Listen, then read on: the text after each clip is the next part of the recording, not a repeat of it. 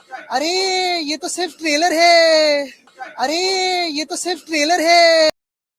नमस्कार, विद्या news line में आपका स्वागत है। शिवसेना यूबीटी में जिस तरीके से उठापटक चल रही है और उसके 9 सांसदों में से 6 सांसदों ने पाला बदल करके ऑपरेशन टाइगर के तहत शिवसेना शिंदे गुट में जा मिले, उसके बाद विधायकों पर खतरा मंडराने लगा है। इसमें खास बात यह है कि आदित्य ठाकरे की चुनावी राजनीति में लॉन्चिंग कराने वाले वो सुनील शिंदे भी बागी होने की राह पर है, जिन्होंने अपनी सीट खाली की थी आदित्य के लिए। ऐसे समय में जब उद्धव ठाकरे ने शिवालय में बैठक की विधायकों की, तो उन्होंने कहा कि मेरे पास कहने के लिए बहुत ज्यादा कुछ नहीं है। क्या हो रहा है क्या नहीं हो रहा है, इससे आपको घबराने की जरूरत नहीं। आप अपना काम कीजिए। आज से यानी कि मंगलवार से विधानसभा का जो सत्र शुरू हो रहा है, उस पर पूरे कॉन्फिडेंस के साथ शामिल होइए, सवाल उठाइए, सरकार को घेरिए, बाकी सब मैं देख लूंगा। उन्होंने ये भी बताया कि वो जल्दी ही यात्रा शुरू करने वाले हैं। परभणी जाएंगे, यवतमाल से इस यात्रा को शुरू करेंगे, सिरनी जाएंगे। ये सारा इलाका वो इलाका है जहां से बगावत करने वाले 6 सांसद जीते हैं, यानी कि वहां के लोगों को वो संदेश देंगे। एक ही दिन 2 घटनाएं घटी। एक तरफ 6 सांसदों के शिवसेना शिंदे गुट में शामिल होने की खबर आई, और दूसरी तरफ जब विधायकों की बैठक बुलाई गई तो उसमें से 3 विधायक और 1 एमएलसी नहीं पहुंचे। जो एमएलसी नहीं पहुंचे उनका नाम सुनील शिंदे है। 2014 के चुनाव में वो वर्ली से जीते थे, लेकिन जब 2019 आया तभी मातोश्री से एक संदेश गया उनके लिए। संदेश ये था कि वर्ली से आदित्य ठाकरे की लॉन्चिंग होगी। सुनील शिंदे ने एक झटके में वो आदेश को स्वीकार किया और वर्ली सीट छोड़ दी। 2019 में भी आदित्य ठाकरे वहीं से जीते और 2024 में भी वहीं से जीते। और वही आदित्य ठाकरे जब ये पूरा घटनाक्रम चल रहा था, तब ऑपरेशन टाइगर जो चला रहे हैं deputy chief minister Eknath Shinde, उनका मखौल उड़ा रहे थे और जता रहे थे कि आप जो कुछ भी कर रहे हैं इससे बहुत ज्यादा फर्क नहीं पड़ता। लेकिन फर्क पड़ता है, अंदर कोलाहल है। एकनाथ शिंदे के खेमे से ये जो संदेश दिया गया है कि अभी तो ये ट्रेलर है, पिक्चर बाकी है, उससे शिवसेना यूबीटी यानी कि उद्धव बाला साहब ठाकरे में कोलाहल बढ़ गया है। उद्धव ठाकरे के सामने सबसे बड़ी चुनौती है कि वो पार्टी के अस्तित्व को कैसे बचाए। ये भी खबर उड़ रही है कि कांग्रेस में विलय की बात चल रही है। राजनीति है, कुछ भी संभव है। फिलहाल लगता नहीं है, क्योंकि कांग्रेस में जाने का मतलब अपने को खत्म करना है।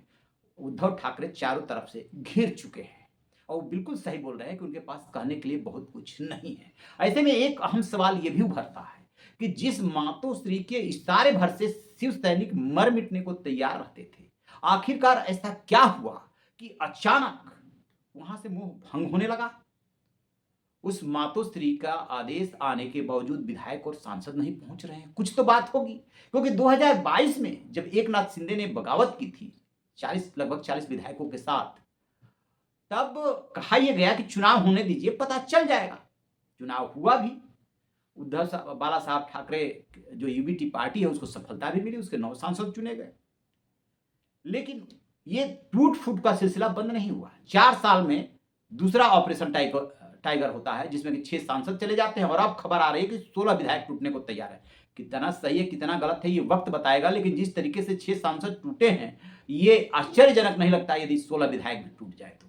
और कहा तो यहां तक जा रहा है कि जो प्रेस ब्रीफिंग में या मीटिंग में उद्धव ठाकरे के बगल में एक सांसद बैठते हैं, वो भी टूटने को तैयार थे, लेकिन उनकी शर्त एकनाथ शिंदे को मंजूर नहीं थी। वो केंद्र में मंत्री पद मांग रहे थे, और ये जो टूट हो रही है वो बिना शर्त हो रही है। बाद में बार्गेनिंग में चाहे जो मिल जाए, तो स्थिति खराब है। तो इस सवाल का जवाब कि आखिरकार ऐसा क्या हुआ, तो अब इसको थोड़ा और बैकग्राउंड में चलेंगे तो पता चलेगा कि जो उद्धव ठाकरे हैं और आदित्य ठाकरे हैं, पार्टी चलाने का तरीका जो है उससे कार्यकर्ताओं में नाराजगी है।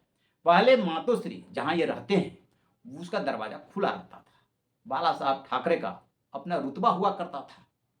लेकिन कार्यकर्ताओं के लिए वो भी कुछ भी करने को तैयार रहते थे। अब एक इनके बताते हैं कि इनके इर्द गिर्द एक बड़ा घेरा बन गया, बड़ा सख्त पहरा हो गया है और आसानी से किसी को एंट्री नहीं मिलती है।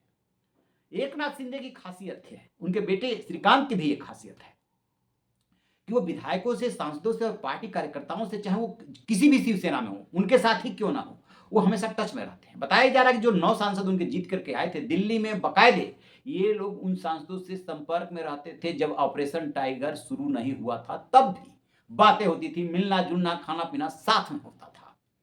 और वो माहौल अब वहां पर रहा नहीं।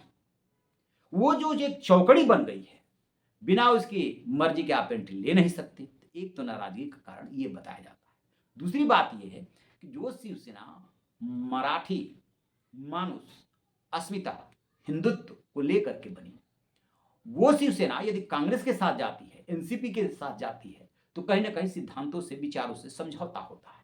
कितना सही है, कितना गलत है, इसमें कुछ नहीं कहना, लेकिन कहीं ना कहीं ये दिख रहा है कि ऐसा हुआ। जो बाला साहब ठाकरे सिद्धांत लेकर चले थे, उससे समझौता हुआ। बेशक किसकी गलती है, बीजेपी, शिवसेना, उसमें दिखा कि मुख्यमंत्री पद के लिए कैसे दोनों अड़ गए और वहीं से फिर जो है लड़ाई शुरू हो गई और पार्टी इस हश्र को प्राप्त हो गई। दूसरी बात क्या हुआ है, जो बड़ा बदलाव हुआ है कि पहले के जो राजनेता राजनीति में आते थे, उनका एक मकसद होता था राजनीति में रह करके 100% में से 25% ही सही, 50% ही सही सेवा का भाव रहता था। अब ज्यादातर आ गए हैं बिजनेसमैन, या तो पहले से बिजनेसमैन है या राजनीति में आने के बाद बिजनेसमैन हो गए हैं, और इनका एक हो गया वेस्टेड इंटरेस्ट, बिजनेस। तो अपने को बचाना है, अपने को बचाना है तो सत्ता से मिलकर के चलना होगा, क्योंकि सत्ता से जब आप अलग चलेंगे तो सत्ता और कानून के हाथ बहुत लंबे होते हैं। और ये जो मोदी साहब की जोड़ी इस समय सत्ता की कमान संभाले हुए है, वो मोह माया नहीं दिखाती है, वो अपने हिसाब से काम करती है। और जैसे ही जांच एजेंसियों के हाथ जो है गर्दन तक पहुंचती है, वैसे ही इन नेताओं के त्राय त्राय होने लगती है। ये अक्रॉस द पार्टी लाइन इस सारी विपक्षी पार्टियों के साथ है। और जो भी तोड़फोड़ का अभियान चल रहा है ना, उसमें एक बहुत बड़ा ये फैक्टर है, चाहे आम आदमी पार्टी में जो टूट फूट हुई हो या शिवसेना में हो रही है वो, उसमें ये है कि सत्ता से मिल करके चलोगे तो आप खुश रहोगे, और नहीं मिल करके चलोगे तो फिर आपके खिलाफ एक्शन हो सकता है। तो ये भी एक कारण है। तो जो ये दो बातें समझ में आ रही है, ये तो है ही है, लेकिन सबसे बड़ा कारण है कि वैचारिक रूप से जो बाला साहब ठाकरे ने पौधे लगाए थे, उसको उगाने के लिहाज से, उसको खाद पानी देने के लिहाज से कहीं ना कहीं कमी रह जा रही है, जिसकी वजह से पार्टी यहां तक आ पहुंची है। अब आप चाहे मजाक उड़ाएं और चाहे खिल्ली, जो कहना है सो कहिए, क्योंकि वैचारिक रूप से तो ये गलत है ही कि सुप्रीम कोर्ट है, चुनाव आयोग है, सबके सामने लोकतंत्र का चीरहरण हो रहा है, और ये सब कुछ हो रहा है क्योंकि 2/3 बहुमत जुटाना है। आप क्या सोचते हैं, कमेंट बॉक्स में जरूर बताइएगा। Thank you.